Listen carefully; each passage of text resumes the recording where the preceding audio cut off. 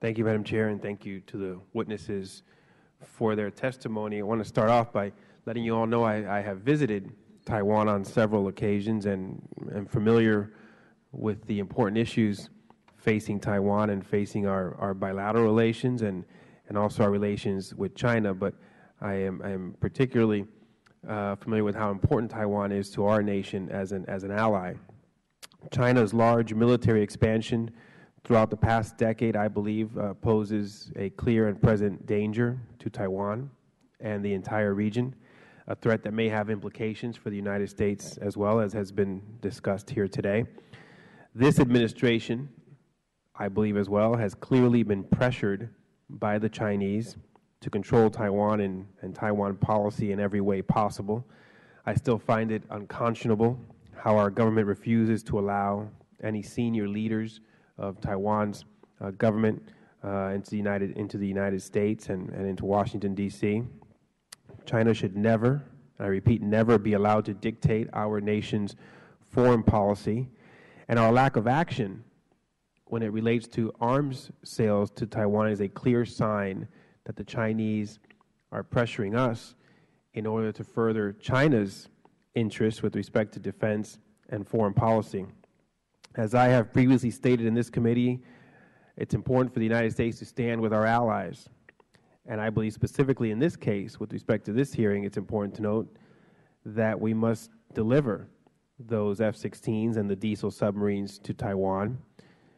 Because the Chinese military poses a clear threat to the region, it's time that we commit to helping a great friend like Taiwan and act with them in providing them these defense systems that are critical to their national self-defense. So let me ask the panel, and I'll begin with Professor Tucker. Can you just spell it out for us in plain and simple terms? What is the thinking in the West Wing, in the National Security Council? What is their thinking? Why won't they help Taiwan and deliver these weapon systems? I can't speak for the administration. What do you think their thinking is? I do believe that the pressure from China is a significant factor, and it shouldn't be, as several people have mentioned. I think that there has been, over time, a sense that Taiwan is not important in comparison to what China can contribute in world affairs. And I think that that's a problem. So they're basically throwing Taiwan under the bus because of the larger interest with China. I wouldn't go quite that far. I do think, for instance, that the government spokesman who intended or perhaps should have been here today, Kurt Campbell and Derek Mitchell, are actually good friends of Taiwan and have promoted policies to help Taiwan in the past. So I wouldn't say we're throwing them under the bus, but I do think that on a value scale, there is a lot of concern about China's actions in the world. Mr. Shriver, you've been in the belly of the beast. You know the process over there in the National Security Council and the State Department at the highest levels. In plain and simple terms, what are they thinking? Why won't they support Taiwan in these weapons system deliveries?